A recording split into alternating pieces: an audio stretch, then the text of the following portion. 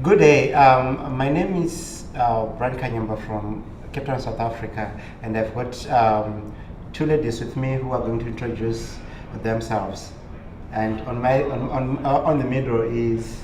Hello, everybody. My name is Helen Rees, and I'm from Johannesburg in South Africa. I'm also Morenike, Ukpong. I work with the community through the New HIV Vaccine and Microbiome Society in Nigeria. Yeah, so today we are going to be discussing about HIV prevention, especially for young women in Africa. So our guest that is going to tell us more about the perspective is Helen Rees. She is going to actually tell us, especially on the one of his studies that she was conducting, and she will go us through all the issues that we are going to talk about today, including what are the next steps and what does it mean to a young girl in South Africa. So Helen, you can start. Thank you very much. So I'll start by explaining the study that we've just completed, and we presented the results at the conference here. So in 2010, we were all very excited because a gel that's called tenofovir gel, in a small study run by Caprisa, we all thought looked very promising that it was going to protect against HIV. And in that small study, it looked as if it was about 39% protective against HIV. So at that time, we had a very large global discussion and said, do we register this product, or do we need to confirm that result? Because that study was done in a small population of women and in a limited geographical area. We all said no. We have to first confirm this result in a much broader population of women. And that's where the study that I'm going to talk about now, called the FACS-001 study, that's where this started. So in the FACS-001 study, we looked at tenofovir 1% gel used within 12 hours before sex and 12 hours after sex to see whether it would protect young women against HIV infection. And we enrolled young women aged between 18 and 30 years old in South Africa, 9 sites around the country, rural, urban and peri-urban sites. And altogether, over 2,000 women joined the study. In that study, we recognized that it's been difficult in other studies for young women to be able to use the product regularly. So we really spent a lot of time trying to support young women to use the product. We gave lots of individual support to the women in the trial, and we had lots of collective activities so that women could get peer support from each other. Things like fax clubs, films that we made about the gel that were a discussion point, SMS messaging. Sadly, when we analyzed the data, we found that overall, in this population of women, a diverse population across South Africa, that the gel did not protect them against HIV infection. There was no difference in the number of infections we saw in the tenofovir gel arm or in the placebo arm. But then we went further and we said, let's try and understand what happened here. And we had a formula where we were able to look at the data we'd collected every month from all of the young women who participated. And we saw when we looked at that in fact the young women had reported to us that they were using the gel to protect between 50 and 60% of their sex acts, and that's not bad. I mean, 50 to 60% protected sex acts. But a much smaller number of those young women were able to really use that gel before and after sex every time. Probably only 13%. Then we looked even further to say, well, how does that look when you look at the drug levels? So one of the things we can do in these trials is to take drug levels and measure them. And there we found that actually about 22% of the women had had looked as if they had used the drug all the time, used the gel all the time. But again, about 65% used it some of the time. Only 13% appeared not to have managed to use it at all. So what it was telling us that in our study, the majority of the women were really trying to use the gel. A small number of the women managed to use the gel really consistently, correctly, and all the time. And when we looked at that small number, and we analyzed it even further, in that small number of women, it appeared that the gel was protective, gave them about 50% protection against HIV.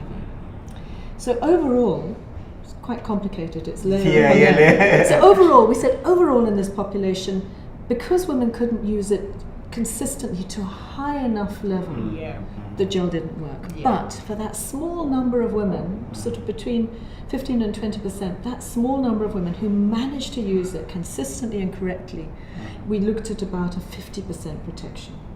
So that's disappointing. We would have loved to see that kind of protection for the whole group. And when you start to look at small numbers like that, it becomes very difficult to justify whether you can take this product forward, register it, make it available on the market. I think. Thank you so much for the explanation. But I think these results, it might sound that they were not too bad from what you're explaining, because some of the women were actually using the product, but some were not. In this case, looking onto the age group of these women, I just wanted you to give me the perspective of, you're saying that they are 23, how do they live? What was their lifestyle? Possibly, was it that influence not to adhere to the said product? So, when we do these studies, we want to do these studies in the populations who most need the products. And these are the young women who are most at risk of HIV. Of course, yeah. So these were the 9 different sites around the country, but all of these young women were vulnerable to HIV infection. And this was a very young group. The average age was just 23 years old, and about 2/3 of them were under 25. This was a young group of women. 90%, 9 out of 10 of them, were single, and about 2/3 of them lived with their parents or their siblings, and were living therefore in quite overcrowded situations, probably where they had very little privacy. Now we know that already. One of the things we know about the HIV epidemic is one of the risk factors for becoming HIV positive is being young and being single. And so here we had a mostly young and single group. So unfortunately, in the overall study, as we followed the women up, 4 in every 100 of the young women in the study became HIV positive. So this is a lot of young women every week in South Africa who are becoming HIV positive. Now, we also thought that, you remember we said this is a gel before sex and after sex, it means you've got to have 2 gels there and so on. We also realized that if you're living at home, or you're living with siblings, or you're living in an overcrowded situation, then actually putting a gel in before sex, putting a gel in after sex is quite challenging. Quite a lot of these young girls would report, or young women rather, would report that they were going out of the home to have sex with their boyfriends. Sometimes they would take the gel, but then they would say, I was only intending to go away for 1 night. So they took the right number of gels for 1 night, they took 2 gels. But then they stayed 2 nights, then they stayed 3 nights.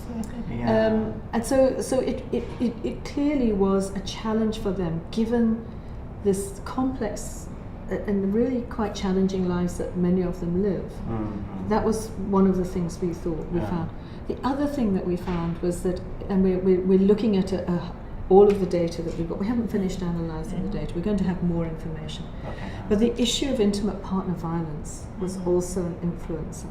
So that if young women felt intimidated by their partner, if they were having sex on demand by the partner and weren't able to negotiate going away and using the gel, intimate partner violence was also an influencing factor. So as I say, for these young women, their lives, we have to find products that fit into their lives. And I think that the gel used like that, although I think they really tried very hard to use it, it just wasn't an effective enough product to protect them across the board. I think, Helen, you said something, an introductory statement for me. If we look at the profile of risk in terms of young women, Nigeria, South Africa, it's quite the same. The young women are more at risk compared to their peers. Women are more at risk. I wonder, knowing the complexity of the life of a young woman in Africa, knowing that even the policies do not allow them access in terms of adolescent to products or easy access to sexual and reproductive health commodities. What does this mean in terms of designing future research to address the needs of these young persons. Ethical challenges are there, regulatory challenges are there. If we continue to do research the way we're doing it, we might not just be. What's your thought around this? You know, I mean, science tells us that when you have a flat result like this, meaning that you can't take a product forward, you don't give up. You learn, and you learn an enormous amount from research. And each time we've had a result, we've learned, and we've taken the next set of thinking forward. And we've done this, the field has really done this. You know, it took 50 years to develop a polio vaccine. So we haven't been at that that long. So what we want to do is we need to look at young women's lives. We need to hear what they're telling us and say what would fit better into their lives. So we're currently testing some vaginal rings. These are rings, just very fine little rings, but they release an antiretroviral called dapivirine. And the women leave them in for 30 days at a time, and then you change them. You can take them out, wash them, put them back in if you want to, or you can just leave them. And because it's there all the time once you put it in, it's possible that for some women that might be much more acceptable than having to do something within 12 hours before and 12 hours after. So that's one possibility. Another possibility that's being developed is many people are familiar with Depo-Provera, and it's a long-acting injectable, but an antiretroviral, so that you could have an injection, say, every 3 months, and that you'd get a slow release of which would protect you. But the other thing that we know, and that we're all now thinking about very seriously, is that oral tablets of antiretrovirals do protect young women and protect women against HIV infection. And we know that. We have lots of evidence. And the drug companies are currently registering these products in some countries around the world. They've already registered it in the United States for this. So one of the things we want to do now is to have some demonstration projects, not the same as the trials I just talked about, but actually saying, we know this works. But would young women want to use it in a community? Does it fit into their lives? Can they use it enough to protect themselves? Again, because if they use it and don't use it, they're not going to be protected. So that's the next set of studies in terms of trying to implement something that we're going to do, as well as the clinical trials to try and develop new technology. Just build on that. Looking at those trials and recognizing of the social context of the lives of those individuals have impacted significantly on this research. And I'm not asking for an immediate response. I mean, a ready-made answer.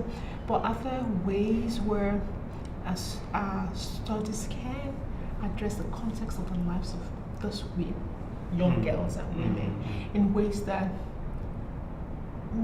makes their response on the long run beyond just the trial, be sort that is supportive of those young girls to use sexual products that you're absolutely right, and even in the clinical trials we develop tools to try and really support young women, and we've learned from that, and we want to take those tools now into the demonstration projects for oral prep. So let me give you an example, a couple of things that we learned. We introduced a thing called the fax clubs, and at each of the 9 sites they had a club for the young women participating in the trial. And in those clubs the women would talk to each other, they'd talk to each other about the trial, they'd talk to each other about how it was to use the gel, they'd give each other tips, they'd tell each other off if they weren't using it. So, but they would also talk about their personal lives as they gained confidence. They would talk about relationship problems, they'd talk about violence in the household, they'd talk about poverty, but they'd also have fun, and they would have dance clubs and netball competitions and Christmas parties, and and the women actually gave us feedback that they really liked that. And for many of these women, the vast majority of women were unemployed, and that would be true in many countries. That vast majority of young women who are in vulnerable situations find it very difficult to access jobs. They said it to have something to do that actually was about giving them a sense of importance, a sense of status, because we wanted them to be in the studies and respected them, and a sense of caring. That was really important. So what we're thinking as we look at the oral prep is also to say we should listen to what women are saying to us. Their lives were richer for having that kind of social and emotional support, and they felt in themselves empowered. That's the sort of thing we should do. The other one is to grapple with violence. And to really, so we're developing a set of easy questions that a healthcare worker can ask to say, is there a way we can quickly identify women who are vulnerable to violence, and then see what sort of interventions we can develop. We can't just say violence is too difficult, we can't intervene. We actually have to try and do something. I wanted, you mentioned something to do with unemployment, and then something kicked in my mind right now. One of our colleagues from HPTN presented at this conference about incentive-based intervention. Of course, her presentation was on treatment. Do you think it would have worked if we had possibly introduced incentive into this? I understand that there are reimbursements that are given to a participant when it comes in, but possibly a more incentive, would they have used the product better than, what do you think? Well, I think the biggest incentive actually was, of course the young women in the trial, as you say, got reimbursement for every visit that they came, but the bigger thing I think was actually this feeling of contribution. That seemed to be coming up very strongly. Contribution is something that was really very meaningful and appreciated, and feeling that they were giving something back that was to the community. But the question you're asking is an important one, because we've got a lot of data now that indicates that for young women who are in the lower quintiles in the socioeconomic status, so this is really at the sort of poorer end of society, if you give social grants, either just a social grant per se for a household that's vulnerable and living in really quite poor conditions where poverty is a real challenge, or you give a social grant where you say, here's a grant, but in order to have it, you have to stay in school, you've got to stay in school and attend school for this amount of time. Give it to the girl, give it to the household. There's a lot of evidence that says social grants are protective against HIV and things like teenage pregnancy. So social grants are something that we should think about, because we do give a lot of social grants. In many countries now, social grants are given, particularly to the most vulnerable in the lower end. Do we want to make them conditional on things like school attendance? Do we want to make them conditional on other things in young women's lives? Or is it sufficient to actually say that lifting people that little bit out of poverty is sufficient to empower? Possibly, as we are rounding off, I had a last question. What would be your message to, as a South African woman, what is your message to the South African women? Well, the first message I would want to say for the FACT study is to really thank all of the women who participated in the study. You know, without women coming forward and volunteering for these studies, we can't do anything. And this is a partnership. I know, talking to the people who worked in the sites, who worked with the women, it felt like a partnership. So I would really want to say that. The second thing I would say is, look, hang on in there with us, because we need to find these technologies that fit into young women's lives. We're not asking young women to fit into a technology. It doesn't work that way. We are going to keep going at this, and we want to have that partnership from the community. We need to keep that trust and that partnership going. So any question, Morenike? Yes, also I'd like to ask the last word for community of women beyond South Africa. I know for my community, the one big deal they've been looking forward to is the microbicide. So beyond South Africa, is there any other word for other women? Well, I mean, these products, even if we'd managed to get a product in South Africa, we would have got it to everywhere. It would have been everywhere. So I think we're still, you know, when we say that we're looking for a product, we're looking for a product for African women who are vulnerable, and that's our commitment. Thank you so much. There you had our scientists talking about that we need a combination prevention which covers the structural issues that we are facing as Africans, and again a biomedical tool that we might use, and again which is all put together with a behavioral initiative. Thank you so much for being with us. Thank you so much, Helen. Thank you. Thanks, Helen. Thank you very much.